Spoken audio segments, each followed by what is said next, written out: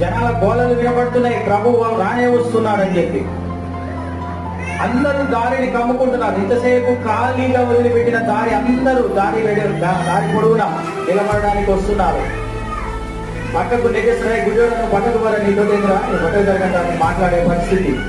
కానీ ఆ దారిని విడిచిపెట్టకుండా ఎప్పటి నుంచో ఎదురు చేస్తూ ఆ దారి పక్కనే ఆ చోటును అంతే పట్టుకొని, ఆ చోటును విడిచిపెట్టకుండా పట్టుకొని ఉన్న ఆ వ్యక్తి ప్రభు రాకడ కొరకు, ప్రభువుని అక్కడి నుంచి రావడం కొరకు ఎదురు చూస్తున్న ఆ మనిషి ప్రభు ఆ మార్గము గుండా వెళుతున్నప్పుడే ఈ జనాల సంఘత మనం చూస్తే ఉరుకులు పరుగులు, మన జీవితాల్లో చూడండి ఉరుకులు పరుగులు, అది సంపాదించాలి, ఇది సంపాదించాలని ఉరుకులు పరుగులు ఎన్నో ఉంటాయి మన జీవితంలో.